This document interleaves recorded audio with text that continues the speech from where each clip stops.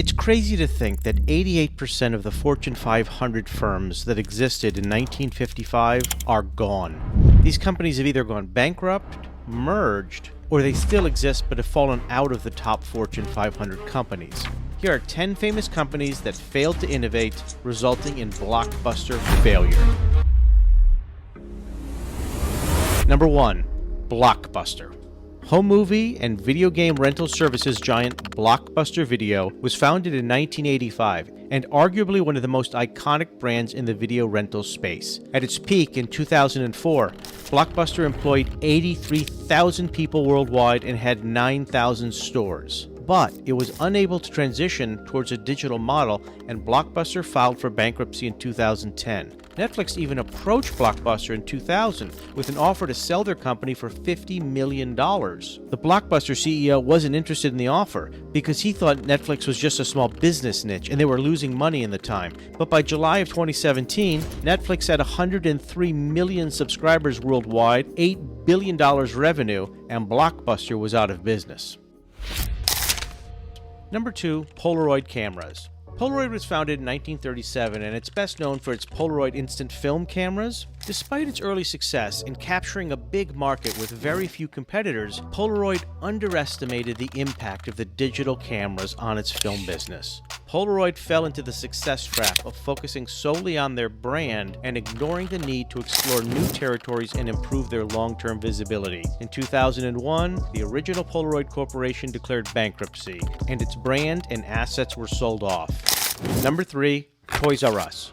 Toys R Us destroyed itself when it signed a 10-year contract with Amazon in 2000 to be its exclusive vendor of toys. Despite the agreement, Amazon still allowed other toy vendors to sell on their site, and Toys R Us sued Amazon in 2004 to terminate the agreement. But as a result, Toys R Us had passed up their own opportunity to establish their own online presence, and it was too late to do so. And in 2017, with $1 billion in debt, Toys R Us had to file for bankruptcy. You don't know it yet, but you're going to Europe this summer on Pan Am. Number 4, Pan Am. Founded in 1927, Pan Am Airlines was the largest international airline in the United States. It was easily regarded as the industry pioneer of commercial flights, and it was the first airline to offer computerized reservation systems and jumbo jets. However, a combination of corporate mismanagement, government indifference to protect its flagship carrier, and flawed regulatory policies caused Pan Am to file for bankruptcy in 1991. Today, Pan Am no longer exists and is just remembered for its iconic blue logo and attractive flight attendants. Number 5, Borders Books. Borders was an international book and music retailer store founded by 2 college students. They were the first people to come up with the idea of putting chairs in a coffee shop in a bookstore. But Borders was unable to transition to the new business environment of digital books and online books. It took on too much debt, opened too many stores, and when the Nook and the Kindle came along, they were sunk. Borders closed all of its retail locations, and their competitor, Barnes & Noble, took over as the go-to bookstore. Number 6, Pets.com. Pets.com was one of the first online e-commerce warehouse websites in the dot-com bubble of the late 90s, and they went all in, spending a ton of money quickly on their website, buying big Super Bowl ads, and even offering a public IPO on the stock exchange. However, their success was short-lived, as the dot-com bubble burst in 2000, and they had been over-leveraged. In less than 1 year, they would be bankrupt. If you go to Pets.com now, you'll just be forwarded to PetSmart. Number 7, Tower Records. Tower Records was a pioneer in its day. It was the first to develop the concept of the retail music megastore. Tower Records sold CDs, cassettes, tapes, DVDs, electronic gadgets, video games, and toys. And Tower.com was launched in 1995, which was considered ahead of its time and became one of the first retailers to go online. Tower Records is selling vinyls, cassettes, and LPs not over the counter, but online. But the company's massive debt ultimately caused it to go bankrupt. It was unable to keep up with the digital disruption of the streaming music services and music piracy and iTunes and Spotify and Pandora. Tower Records is a story of what happens when digital technology steps in and you're not prepared to take advantage of it.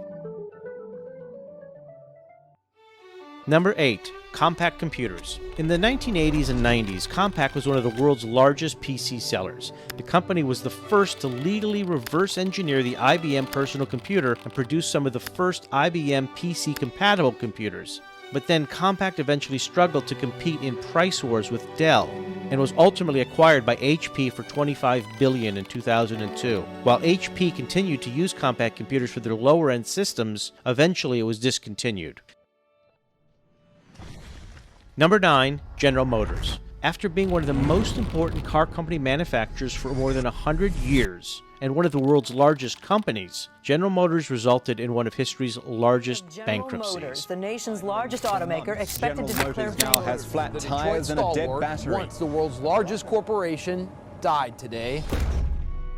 Failure to innovate and openly ignoring competition were critical factors to the company's demise. Because GM was preoccupied with profiting from finance, the company neglected to improve the quality of their cars. They failed to adapt to consumers' needs, and they didn't invest in new technologies. The current company today is called General Motors Company. It was a new company formed in 2009 after the bankruptcy with a major bailout from the U.S. government. Finally, number 10, Kodak. Kodak was once the world's largest film company, but it was unable to keep up with the digital revolution. They were the leader in photographic equipment, design, production, and marketing, and had numerous opportunities to turn the company in the right direction, but they didn't want to embrace the digital changes. Instead, Kodak, for example, spent billions of dollars improving technology for their film business instead of creating digital devices. They never got around the idea that people were done taking their films to labs. And when the digital cameras for the masses came out on the market, and eventually inside their phones, Kodak was sunk. In 2001, they tried to come back by creating Ophoto, a photo-sharing website, but it was too little too late. They declared bankruptcy in 2012, and the once iconic brand no longer exists today. That's our video, folks, and if you like what you saw, be sure to give this video a like and subscribe to our channel so you don't miss any future content. And if you really can't wait for another video, take a look at these videos here on other businesses that you can watch right now.